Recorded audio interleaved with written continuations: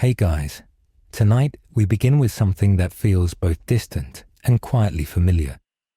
A moment in time when the world's most powerful nation made a choice that would change how every dollar, every loan, and every dream would work forever.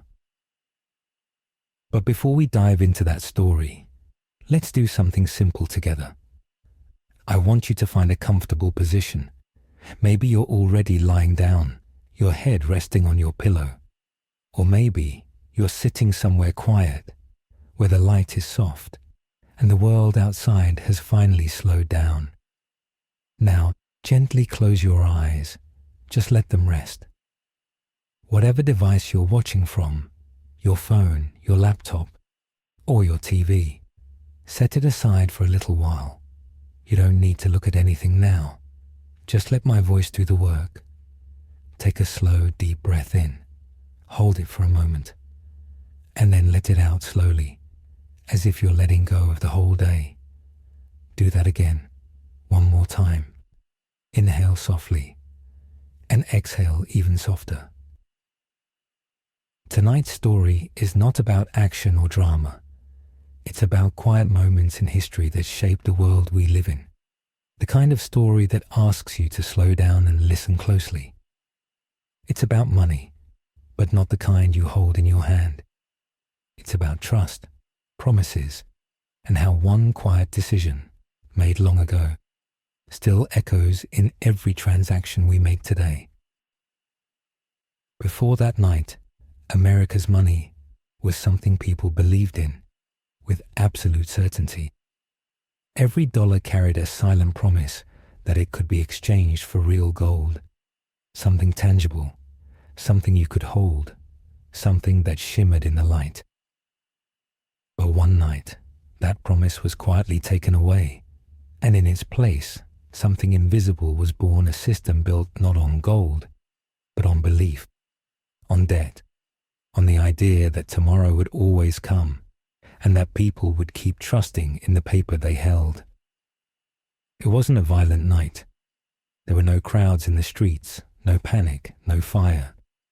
Just a calm voice on television, a few sentences that most people didn't understand at first, but that would go on to shape everything from the price of a loaf of bread, to the way nations trade, to the way each of us measure our worth. And that is the story we'll gently explore tonight. A story about how America sold its future, not in a war, not in a revolution, but in a quiet broadcast that most people forgot by morning. As you listen, I want you to feel the world slow down with every word. Let your mind drift like a soft tide, coming in and going out. You don't need to remember every detail. You don't even need to think too much. Just let the rhythm of the story wash over you. You might notice your breathing getting slower, your body getting heavier, the room around you fading a little as your imagination begins to paint the past. Tonight, we go back to a different America. An America that was calm, hopeful, and shining with post-war confidence. An America that believed the future was golden, literally. So now, with your eyes closed and your mind open, let's begin our journey together. Let's travel softly into the story of how one quiet night reshaped the meaning of money forever. This is chapter 1, the calm before the storm. Before the storm ever came, America was quiet. The year was somewhere in the late 1960s, a time that felt steady, predictable, and full of promise.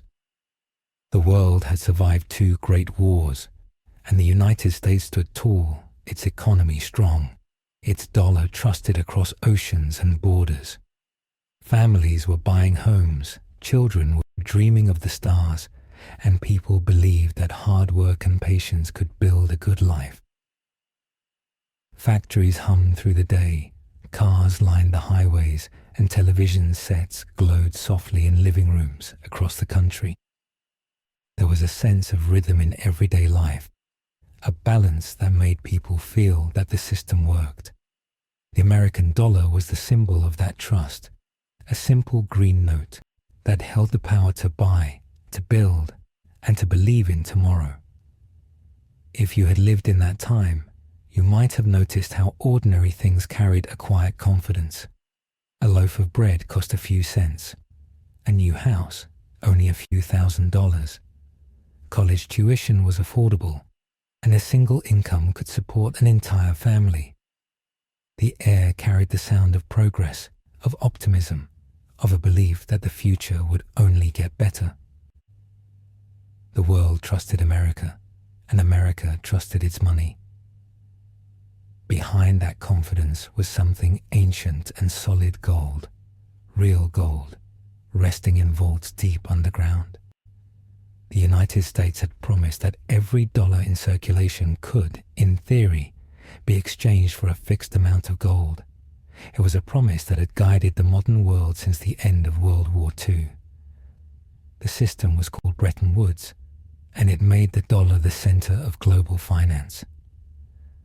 Countries around the world held American dollars instead of gold, knowing that the United States would always honor its word. It was a quiet agreement, a network of trust that linked nations together. As long as the dollar was as good as gold, the system would stand. In those days, the world believed in stability. Politicians spoke about responsibility. Banks operated with caution. And the idea of debt, of owing too much, too quickly, still carried a sense of shame. People borrowed carefully. Government spent with restraint. It was a time when the economy moved slower, steadier, more humanly. But beneath that calm surface, things were already changing. The wars in Korea and Vietnam had cost far more than anyone expected. America had been spending beyond its means, quietly printing more money than it had gold to back it. Factories were beginning to compete with new industries overseas. Imports were growing, and little by little, cracks began to form in that golden promise. But on the surface, life still looked peaceful. Families gathered around dinner tables. Radios played soft music in the evenings. People talked about space travel, not inflation. They didn't see the invisible numbers shifting in the background, the ledgers, the trade deficits, the quiet loans being made from one country to another. If you could have stood on a quiet street at night back then, maybe in a small town somewhere in Ohio or Kansas, you would have seen soft yellow light glowing from kitchen windows. You would have heard the distant hum of cars, the laughter of children, the faint sound of a television show ending for the night. Everything would have looked normal, safe. But history often hides its turning points inside moments that feel peaceful. The calm before the storm doesn't announce itself. It drifts in softly like a fog, unnoticed until it's too late. In Washington, a few people were starting to worry. Economists, bankers, and politicians whispered in offices late at night, looking at charts that didn't quite add up. Gold reserves were shrinking. Foreign governments were asking to exchange their dollars for gold, and the numbers no longer matched the promises. For the first time, there was doubt. A quiet kind of doubt. The kind that grows in silence. Still, to the average American, life moved on. Paychecks came, bills were paid, and the world turned as it always had. The idea that the dollar, the most trusted currency on earth, might someday lose its golden anchor was unthinkable. But history is full of moments when unthinkable things quietly become real. The American dream was still alive, glowing brightly. But behind the curtain, the foundations were shifting. Politicians faced hard choices. Economists debated what could be done. And somewhere in that slow, steady hum of post-war life, the seeds of change were being sown. As night settled over the country, people fell asleep feeling safe. unaware that the money they earned, saved, and trusted was living on borrowed time. And as you lie there tonight, listening to this story, maybe you can imagine that quiet time, the way the air felt heavy with warmth after dinner, the smell of fresh coffee, the sound of distant music floating through the night. That was America before the storm, calm, confident, and unaware that a new kind of world was waiting just beyond the horizon. Now take a slow breath in, let it out gently. Feel your body sink deeper into the bed or the couch beneath you. The story is just beginning, and there is nothing you need to do except listen. Because next, we'll step inside the heart of that golden system, the promise that once made money feel unbreakable. This is Chapter 2, The Gold Promise. Before the idea of paper money took over the world, people trusted something far simpler: gold. It shimmered, it weighed heavy in the hand, and it carried with it the sense of something real. Gold didn't need anyone's approval. It didn't depend on governments or speeches or promises. It had been valuable for thousands of years, through empires and wars, through the rise and fall of kings. It was beauty and wealth made solid. By the middle of the 20th century, gold had become the quiet heart of the world's money system. After the chaos of 2 world wars, nations wanted something that would bring order, something that would keep countries honest and stable. So, in 1944, while the last battles of the Second World War were still being fought, representatives from 44 nations met in a quiet mountain resort in New Hampshire. The place was called Bretton Woods. Inside that peaceful setting, they built the foundation for a new financial world. The idea was simple.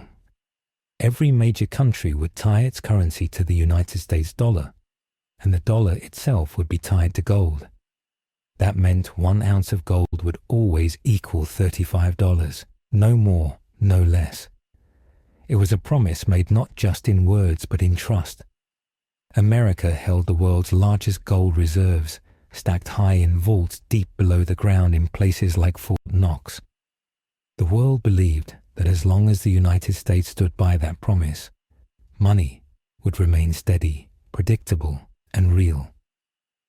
For a while, it worked beautifully. People could travel across borders knowing their money had value. Banks traded smoothly. Nations rebuilt from the war. Confidence was the invisible glue that held it all together. If you're listening right now with your eyes closed, try to imagine that era, a time when the world was rebuilding itself, when the air was filled with optimism. Newspapers talked about new technologies, new jobs, and the future of democracy. And underneath all that hope was gold quiet, still, waiting in the dark, backing every dollar printed by the US Treasury. Every piece of paper money had a kind of heartbeat then. Its pulse came from gold. When you held a dollar, you were holding a claim to something physical, something pure, something ancient. That connection made money feel almost sacred. And yet, like many promises in history, it came with hidden challenges. Gold could not be printed. It could not multiply on demand. It limited how much money could exist, and in that limitation lay both its strength and its weakness. For the system to stay stable, the United States had to make sure that its gold reserves always matched the amount of dollars circulating around the world. But the world was growing faster than ever. Trade was expanding, economies were booming, and people were buying more than they ever had before. Slowly, without meaning to, the United States began to create more dollars than it had gold to support. At first, no one noticed. The gap was small, harmless, invisible, but like a tiny crack in a dam, it began to widen with time. By the 1960s, foreign countries were starting to ask questions. France, in particular, grew suspicious. Its leader, Charles de Gaulle, famously announced that he no longer trusted America's promise and began exchanging dollars for real gold. French ships even sailed across the Atlantic to collect gold bars from US reserves. That was when the quiet whisper began. Could it be that the gold promise was no longer as strong as everyone believed? Still, for the ordinary person, life went on as usual. The shelves were full, jobs were plentiful, and the dollar remained powerful. Most people didn't even know that behind the scenes, a quiet imbalance was growing. If you could walk through the halls of power back then, through the marble floors of Washington, the busy trading rooms of New York, the elegant offices in Paris and London, you'd sense a kind of polite tension, smiles on the surface, uncertainty underneath. The world was beginning to change. Technology was advancing. The Cold War was heating up. America was spending heavily to fight wars, fund programs, and maintain its influence across the globe. Money was flowing everywhere, faster than the gold could keep up. And yet, no one wanted to be the one to admit it. It's strange to think that something as small as a number $35 per ounce could hold the fate of the world's economy in its balance. But that was how delicate the system had become. Every president, every banker, every economist of the time knew that the promise of gold was both powerful and fragile. They understood that if confidence ever broke, the whole structure could collapse like a house of cards. But confidence is a strange thing. It doesn't disappear in an instant. It fades quietly, like light at dusk. As the 1960s drew to a close, America faced a choice that no one wanted to make. Keep its promise and lose its gold, or break its promise and keep control. The decision would come on a warm summer night in 1971, in front of a television camera, when a calm presidential voice would change the meaning of money forever. But before that moment, before the world shifted, there was still a sense of faith, a feeling that things could somehow work out, that the numbers could be balanced, that the promise could still hold. If you're listening now, breathe slowly. Let that feeling of fragile balance fill your imagination. Picture golden bars stacked neatly in the dark, each one representing the trust of nations, the savings of families, the future of economies. All of it glowing softly under the dim light of vaults. Quiet, heavy, waiting. This was the gold promise, the heartbeat of the world's money. A heartbeat that was slowing, fading, as the world began to dream bigger than gold could contain. And soon, that heartbeat would stop. Now, take another deep breath. Let it out slowly. Feel yourself sinking a little deeper into rest. Because next, we'll open the curtain on the moment when that trust began to crack. The moment when belief in gold started to slip away and a new kind of money began to take its place. This is Chapter 3, Cracks in the Foundation. By the end of the 1960s, America was no longer the same calm country that had stood tall after the war. The world had grown more complex, and the promises that once seemed simple were starting to feel heavy. The gold standard still existed, at least on paper.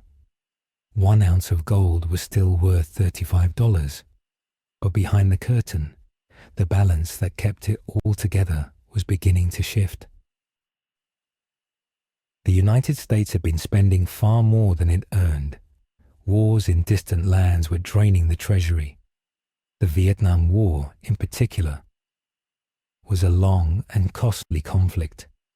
Billions of dollars were being poured into it every year, and at home, the government was also funding new social programs, schools, highways, and scientific research.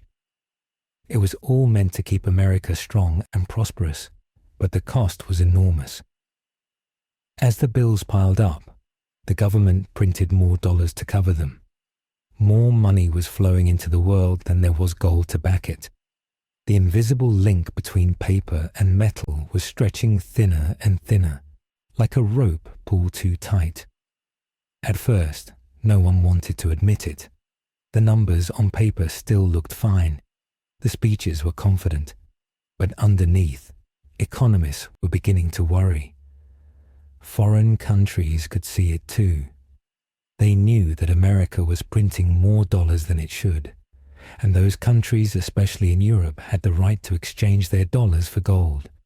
So they began to do just that. France was the boldest. Under President Charles de Gaulle, French ships sailed quietly across the Atlantic to claim gold from the US reserves. They didn't want promises anymore. They wanted the real thing. And slowly, the glittering stacks of gold in America's vaults began to shrink. Imagine, for a moment, the silence inside those vaults. Dim light reflecting off bars of gold, each one engraved with a number, each one representing part of the nation's strength. Now picture workers carefully moving those bars onto ships, bound for other countries. A quiet exchange, almost ceremonial. No alarms, no shouting. Just the sound of footsteps and the distant echo of change. The newspapers didn't talk much about it. Ordinary people didn't feel it yet. But behind the scenes, the government was worried. If too many nations demanded gold, America would run out. And if that happened, the dollar itself could collapse. This was the first real crack in the foundation. A silent one, invisible to most, but deep enough to shake the future. At the same time, inflation began to creep into daily life. Prices that had once been stable started to rise. A gallon of milk cost a little more each month. Gasoline prices climbed. The dollar still looked the same, but it didn't stretch as far as it used to. People noticed it slowly, the way you notice the seasons changing. And just like that, the illusion of endless prosperity began to fade. In Washington, leaders debated what to do. Some wanted to raise taxes to pay for the spending. Others wanted to cut programs or limit the flow of dollars overseas. But no one wanted to make unpopular choices. The gold promise was supposed to keep governments honest. It was meant to be the rule that money could not be created from thin air. But the world was moving faster. Now jet travel, global trade, military expansion, and gold was simply too slow to keep up. The more dollars America printed, the more the rest of the world began to question whether those dollars were truly as good as gold. You could almost feel the tension in the air. It wasn't open panic. It was something quieter, a hum of uncertainty that grew each day. In 1965, one American official described it perfectly. He said that faith in the dollar was like a dam holding back a great river. As long as people believed the dam was strong, it would hold. But if they ever began to doubt it, even a little, the whole thing could give way. By 1970, the cracks were spreading. Gold reserves were falling faster, inflation was rising, and the confidence that once surrounded the dollar was beginning to waver. Still, life went on. People went to work, saved money, and planned their futures. They didn't know that the foundation of their economy, the quiet promise of gold, was weakening with every passing month. It's strange how history works that way. Great changes rarely announce themselves with thunder. They slip in quietly, unnoticed, while life continues as usual. In the summer of 1971, something finally broke. The numbers could no longer be hidden. The outflow of gold was too fast, and the balance sheets could no longer pretend to match. President Richard Nixon, calm and confident in public, was facing a crisis behind closed doors. Advisors came and went from his office late into the night. They spoke in hushed tones about deficits, inflation, and the risk of collapse. The world was watching.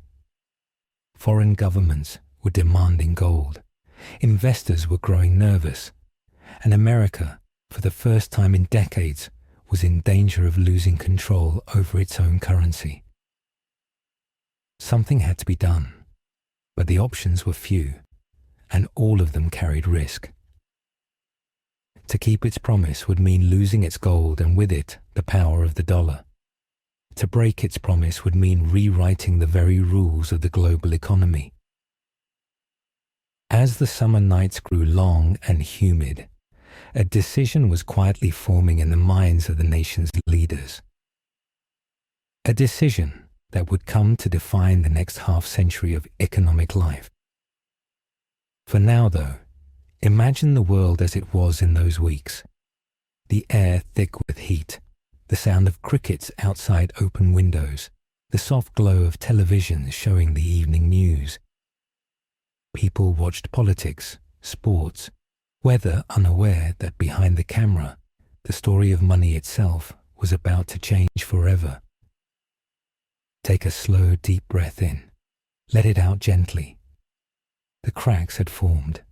The foundation was weakening. The quiet balance that had held the world steady for decades was beginning to give way. And soon, on one ordinary Sunday night in August, a calm presidential voice would break the silence. Next, we step into that night, the night when America closed the golden window and stepped into a world built not on metal, but on faith. This is Chapter 4, the night of the announcement.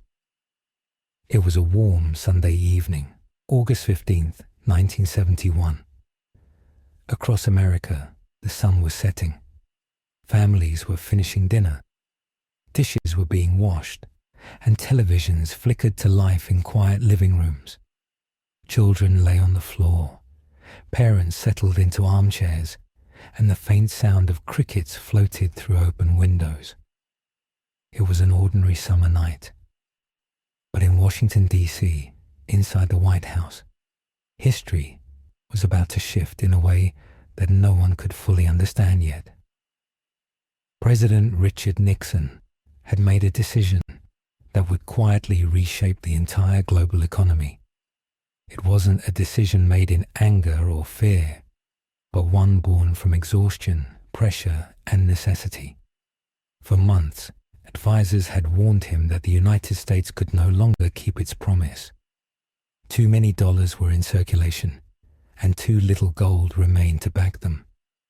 The old system had reached its breaking point. As the clock moved toward evening, Nixon prepared to address the nation. His advisors fine-tuned the speech, aware that what he was about to say would change everything, though they hoped few would notice right away. In homes across the country, the television screens glowed softly with his familiar face, his expression calm, his voice steady, almost soothing. "My fellow Americans," he began. People paused to listen. Some expected news about inflation or trade. Others thought it might be about the ongoing conflict overseas. No one imagined they were witnessing the quiet death of the gold standard, the promise that had guided the world's money for generations. Nixon spoke carefully, choosing each word like a man walking across thin ice. He announced that the United States would temporarily suspend the ability to convert dollars into gold. He assured the nation that it was only a short-term measure, a practical step to protect the economy from international speculators. He called it a necessary defense. A momentary pause. But deep down, those in the room with him knew the truth. Once that window closed, it would never reopen. As Nixon spoke, The camera light reflected off his desk.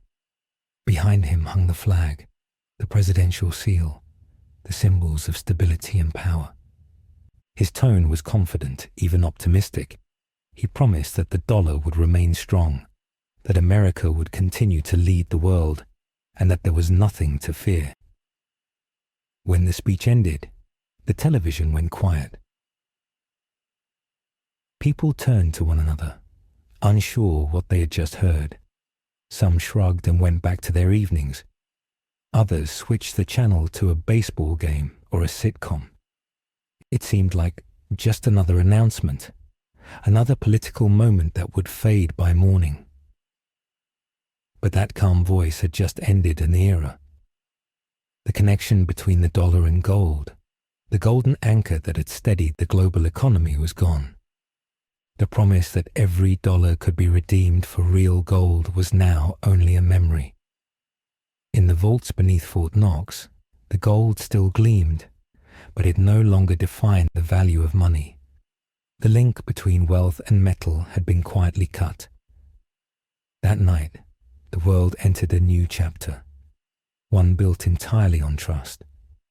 From that moment on, money became something abstract, something that existed because governments said it did.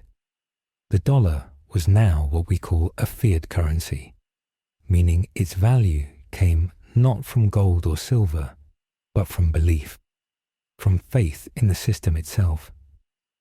At first, nothing seemed different. Stores opened the next morning. Banks functioned as usual.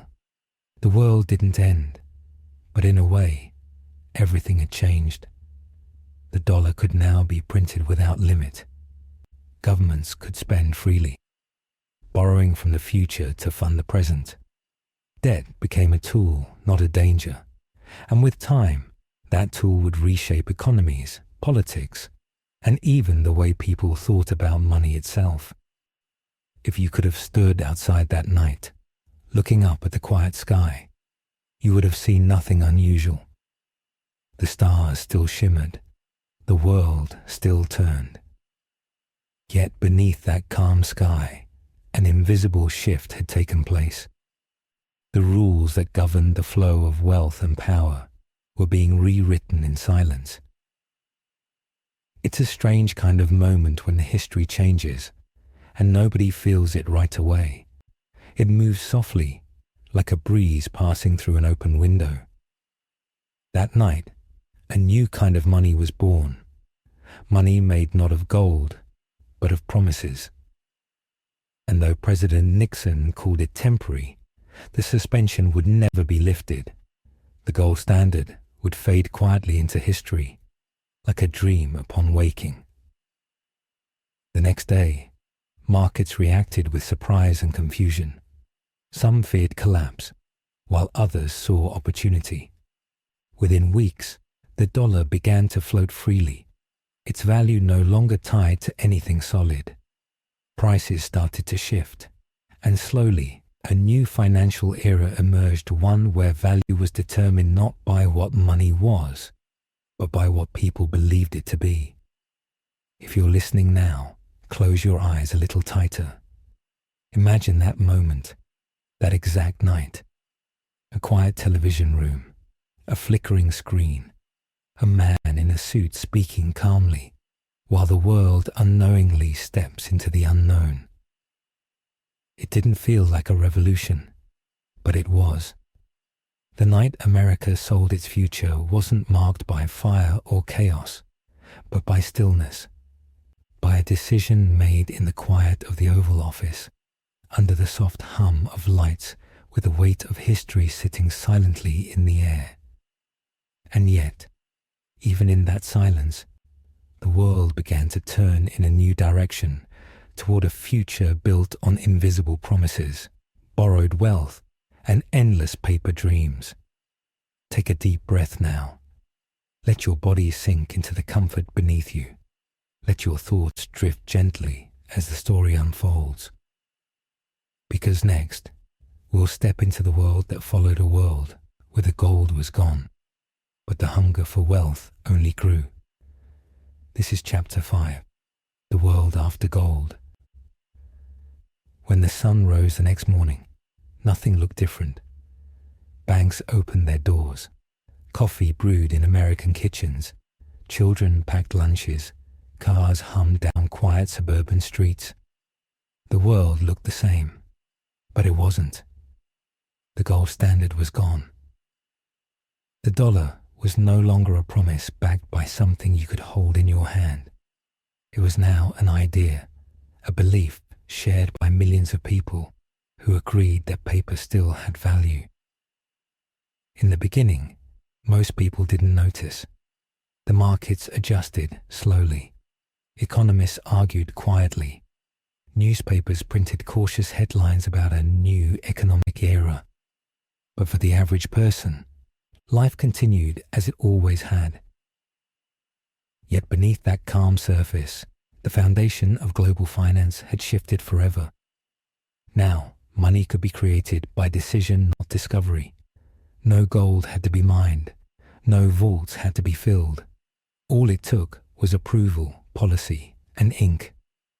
And with that, a new kind of world was born, one powered by credit, debt, and imagination. Governments could now borrow more easily. They could fund wars, build highways, create jobs, or promise benefits, all by expanding their budgets.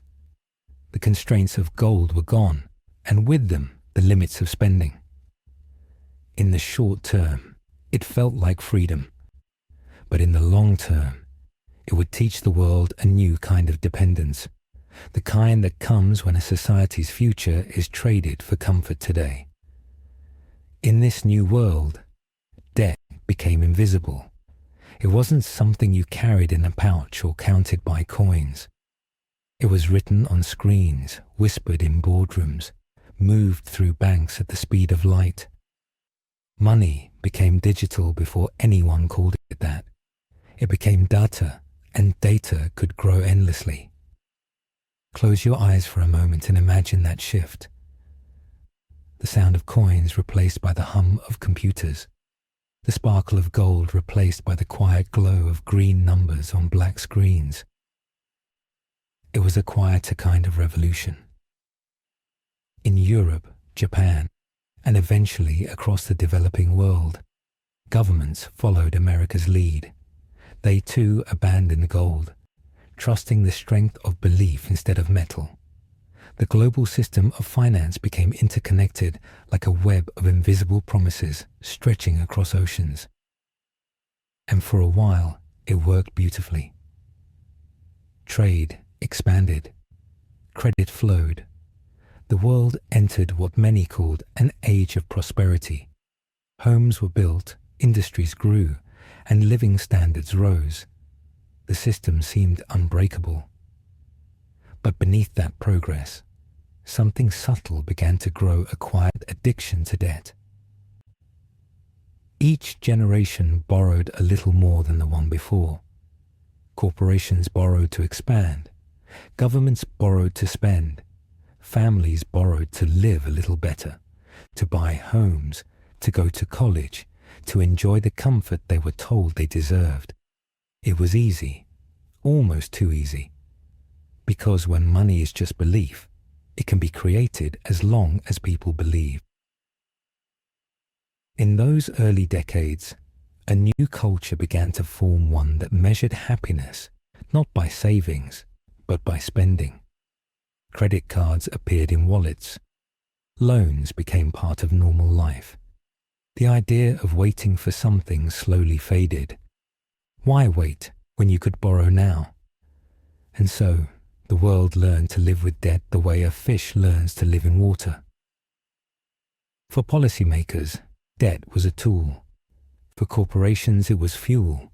For ordinary people, it became a quiet companion, sometimes comforting, sometimes frightening, but always there.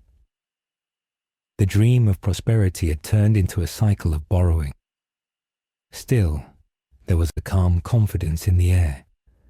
As long as the system kept growing, no one had reason to question it. Each decade brought new inventions, new wealth, new promises. But history has a quiet way of reminding us that growth cannot last forever. By the 1980s, America's national debt had begun to climb higher than ever before. The government spent freely, confident that the economy could handle it, and it did for a while. The world was addicted to the dollar now. Every nation, every market, every bank had tied its fate to the currency that no longer had gold behind it. The dollar had become the world's belief system. It was trusted, respected, and quietly feared, because if that trust ever faltered, everything built upon it could tremble. In homes across America, ordinary people didn't think much about it. They went to work, paid bills, and watched television as usual.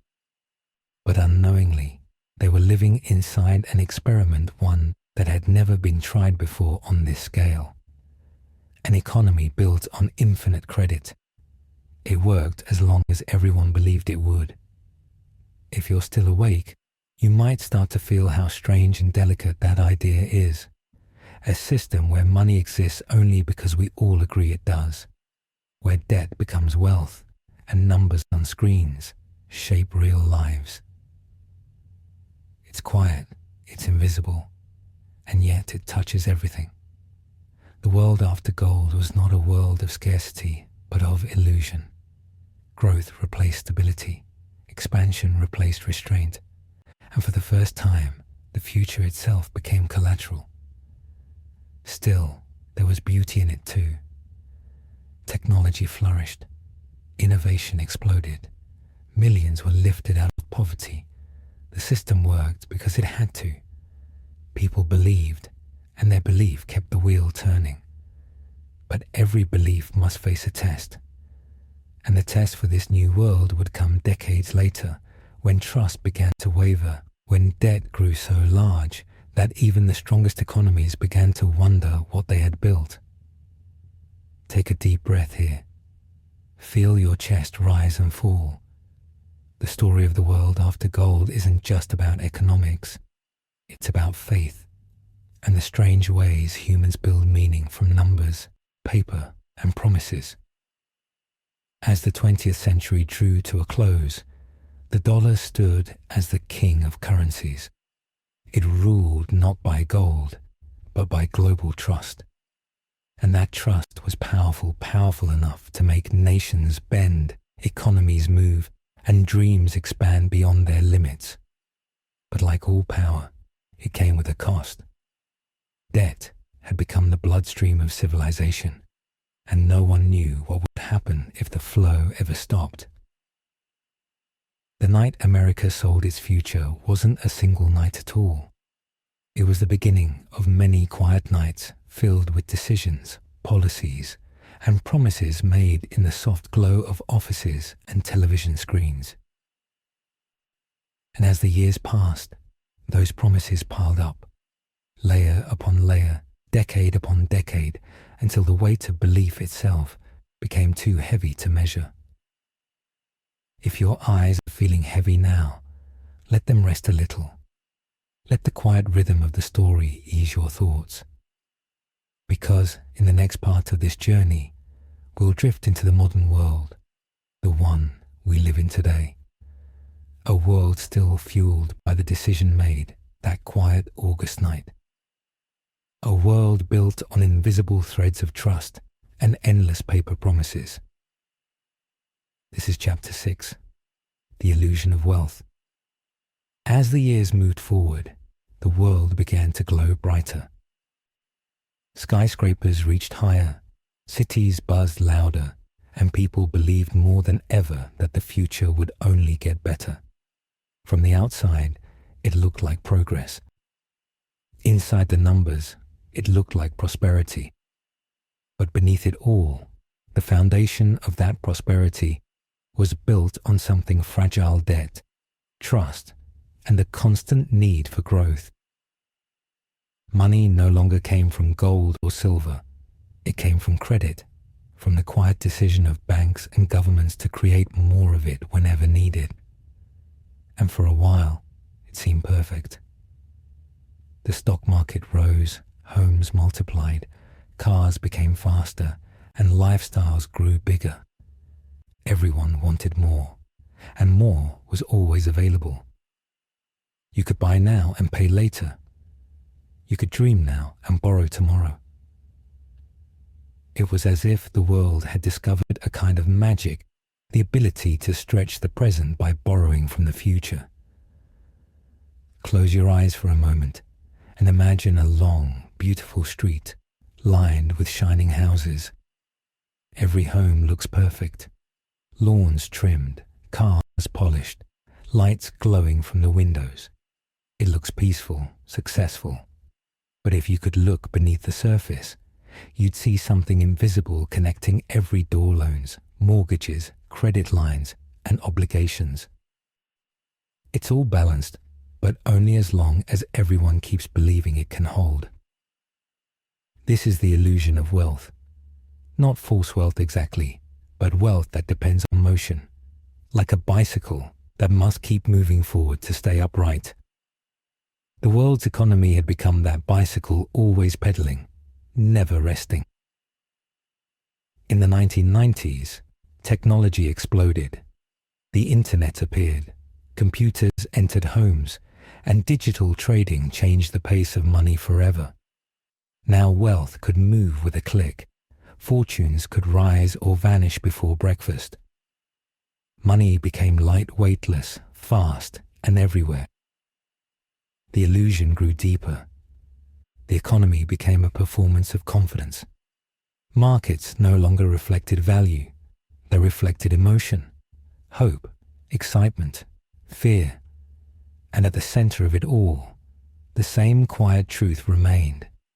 The system worked as long as people kept believing.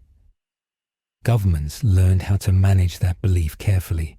When growth slowed, they lowered interest rates to keep the money flowing. When markets trembled, they printed more to keep confidence alive. Every crisis was solved by creating more debt to cover the last one. It was a beautiful illusion, elegant, smooth, and endlessly repeating. But like all illusions, it depended on timing. By the 2000s, credit was everywhere. Mortgages were easier than ever. Families could buy bigger homes, cars, vacations, all on borrowed money. Corporations borrowed too, building towers, expanding empires, and buying back their own stock. Everyone was richer, or at least they felt that way. And then the illusion trembled. In 2008, the world woke up to a quiet panic. The debt had grown too large, too complex, too invisible. The financial system froze as trust disappeared. The same belief that had powered decades of prosperity suddenly cracked. Banks that seemed invincible collapsed in days. Markets fell. Millions lost jobs and homes. It was as if the curtain had been pulled back on a magic trick. For a moment, the world saw the truth that wealth built on endless borrowing was not stable. That growth without foundation was only a story we told ourselves. But just as quickly, the illusion was rebuilt. Governments stepped in, printing trillions, lowering interest rates again, promising stability, and it worked at least for a while. The markets rose again. Homes were sold again. Life continued. Because people wanted to believe, they needed to believe. And so the wheel turned once more. By the 2010s and 2020s, debt was no longer a problem to solve. It had become a part of life itself, an accepted companion. Students carried loans into adulthood. Businesses thrived on borrowed money. Governments ran permanent deficits with little intention of paying them off. The illusion of wealth had become the world's reality. The dollar was still strong, but its strength was no longer about gold or productivity. It was about trust and the absence of alternatives. If you're listening closely, you might start to feel how fragile that kind of strength can be. It's not built on stone or steel. but on faith invisible, collective, and fragile. And yet, that faith keeps billions of lives moving. People go to work, pay bills, save for futures that depend on systems they can't see. It's not ignorance, it's survival. Because the truth is, no one can live outside the illusion entirely. It's what holds our world together, the belief that tomorrow will pay for today. The financial system became like a vast, intricate dream. Every nation, every company, every person connected by invisible threads of credit and expectation. And in that dream, the lines between real and imaginary wealth slowly blurred. Still, even in this world of illusion, there was a strange kind of beauty. People created, built, and loved. They pursued goals, raised families, invented things, explored space, and told stories all powered by the quiet hum of borrowed money. Perhaps, in some strange way, the illusion of wealth became the engine of progress. And maybe that's the paradox of our age, that what isn't real can still shape everything that is. If you're feeling sleepy now, let your mind drift with that thought.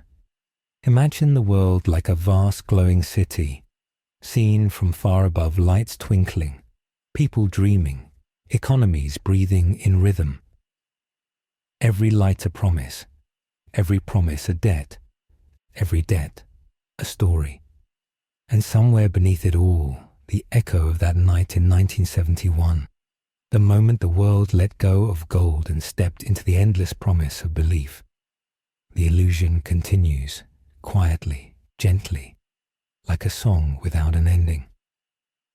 But even illusions can carry truth, the truth that everything we build, even the things we can't see, comes from the same human hope, that tomorrow will be better than today. So as you breathe slowly now, let that thought settle in. The story of debt is really the story of faith, not just in money, but in ourselves. And that's a kind of wealth too. The world after gold may be fragile, but it's also full of life, creativity, and connection. It's imperfect, but it's ours. And that brings us to the final chapter. Chapter 7. The quiet future. Take a deep breath. In and out. Let your shoulders relax. Feel the weight of your body sink a little deeper into wherever you're resting. We've traveled far tonight. From the shining promise of gold to the quiet hum of a world that runs on belief. And now, we arrive here in the present. The world today is a strange, beautiful place. Everything feels faster, lighter, louder. Money moves through invisible networks, bouncing between screens, coded in algorithms carried by satellites. But beneath all the technology and tension, the same truth remains. It's all built on trust. A kind of quiet faith that tomorrow will come, and that the numbers on our screens still mean something real. You see, the story of debt and money isn't just about economics. It's about us. It's about the way humans build worlds from imagination. How we turn pieces of paper or even lines of code into something that can buy food, build homes, or send rockets into space. It's about the way we take something invisible and make it matter. And that's kind of beautiful, isn't it? Maybe the world didn't lose something when it left gold behind. Maybe it simply traded one kind of value for another, from metal to imagination, from weight to belief. Because belief has always been what keeps us moving.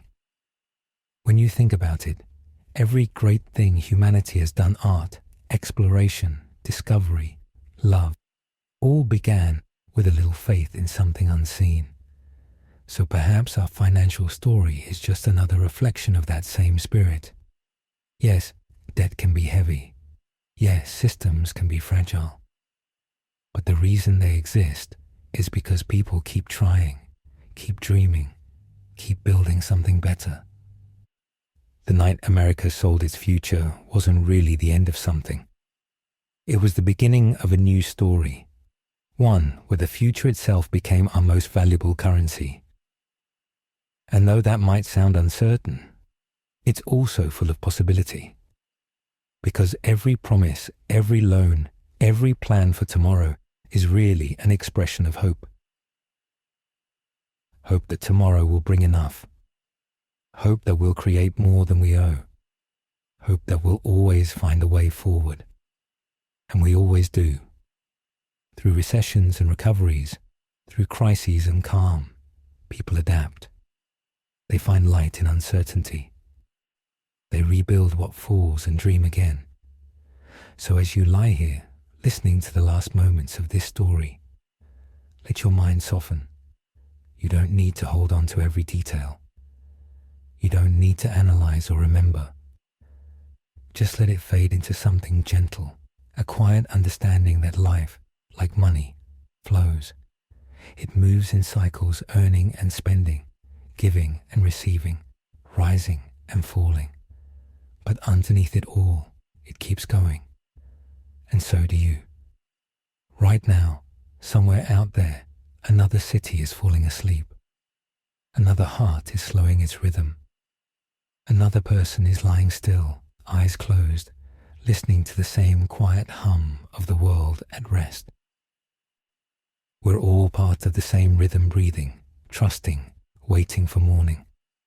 And when the morning comes, there will be new challenges, new stories, and new hopes. But for now, none of that matters. For now, you can rest. Because the world will keep turning. The lights will keep glowing. The systems will hum quietly in the background. And you can let go.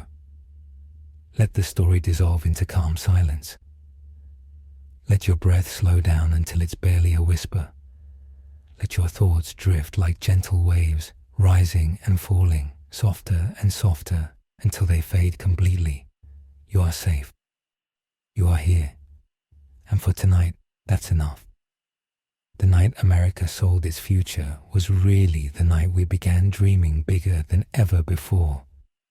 And maybe that's what the future has always been about.